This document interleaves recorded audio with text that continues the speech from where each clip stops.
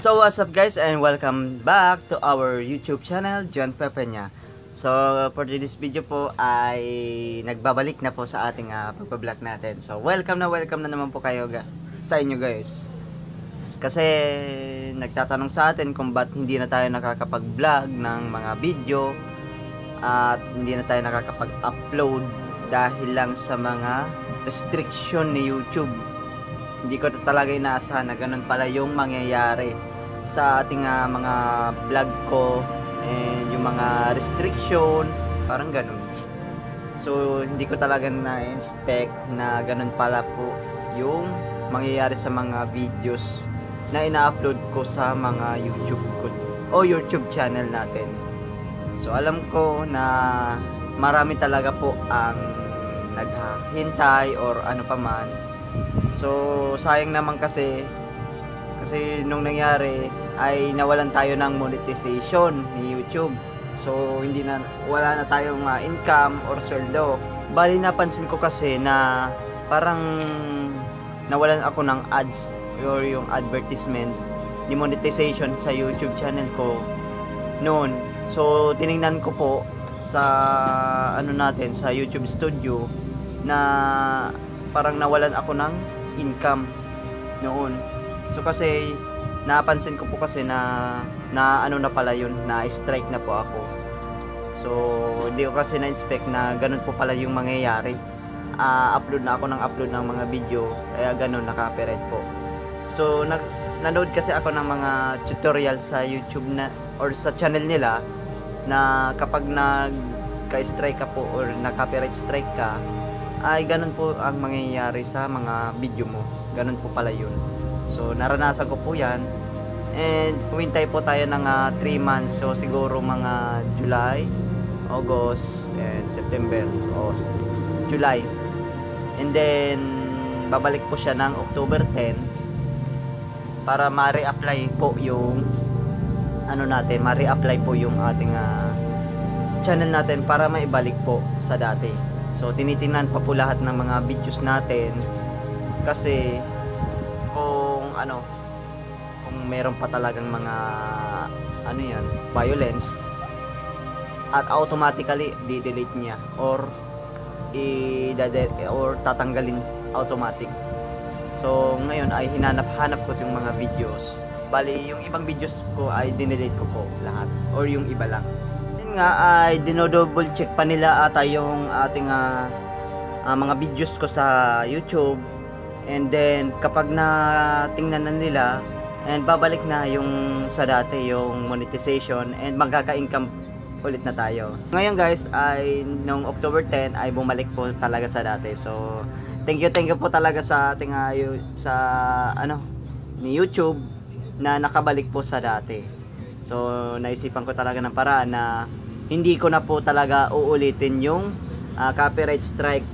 Kapag naulit pa yon, so ganun na naman po yung mangyayari. So 3 buwan na naman, hihintay na naman tayo. So ayan, nung naisipan ko po ng paraan na yung content natin hindi na yung mga sound setup or event setup. So bali 4 na po yung content ko na gagawin. So sana ma-approve niya ni YouTube na 4 po yung gagawin natin. So yung first, yung ating pagbabiking or pagta-travel, and second vlog is yung event setup natin. So nandiyan pa rin yun. Yung pangatlo ay yung pangatlo po yung mga reviews or yung mga product review sa mga sponsorship.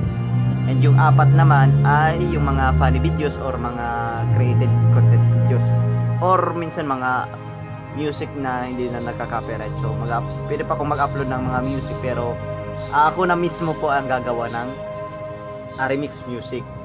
Kasi may naisipan ko na tayo ng FL Mobile para makapaggawa tayo ng sarili natin na remix music with don't copyright na sa mga videos natin. Sana sana maintindihan natin ng mga viewers na ganun po na yung gagawin natin sa mga content video ko. So pasensya na kayo guys sa ating boses natin kasi medyo bulol pa tayo kasi parang nababaguhan na tayo sa kasi 3 buwan na talaga na matagal na po tayong hindi nakakapag-upload ng video. So yan, I hear back. So yan, saya. So thank you Lord pala, kasi nakabalik talaga sa dati.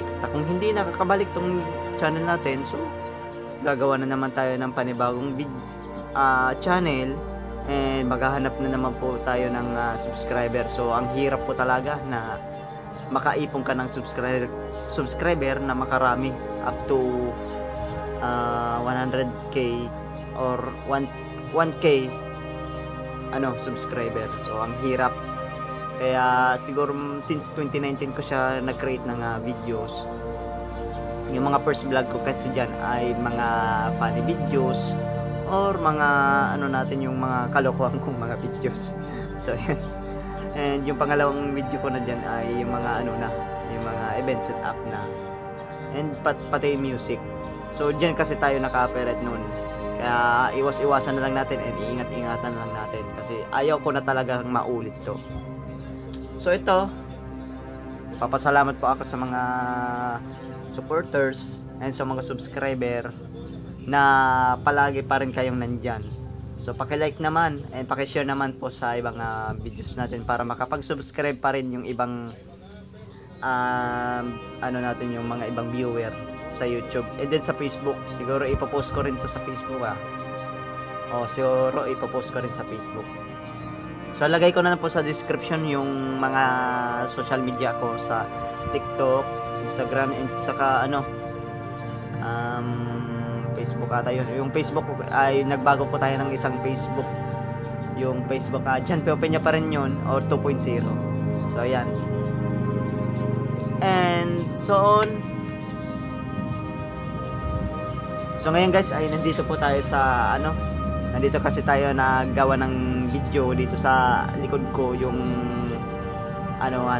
yung laundry, yung naglalabaw tayo dito, yung nagugas, or ginawa natin ng dirty kitchen area. Yan dirty kitchen area. Yan.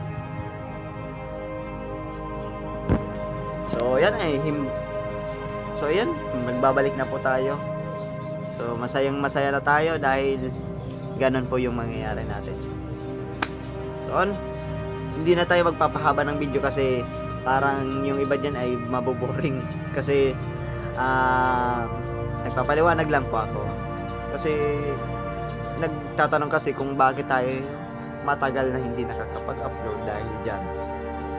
So para ma-share natin to, so kung napanood mo to o matapos mo tong video ito, so huwag nyo pong kalimutan na mag-like at mag-subscribe na rin sa ating channel natin kung nakapag-subscribe na, and comment down below na lang po sa mga magpapa-shoutouts.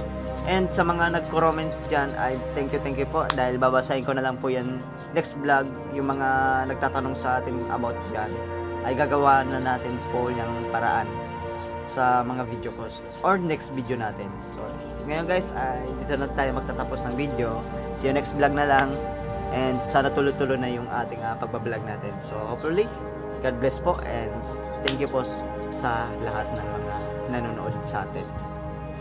So muli, ako po si John P. Openya 2.0, and God bless po sa inyong lahat, and pag-ingat po kayong lahat palagi dyan sa mga So bye bye!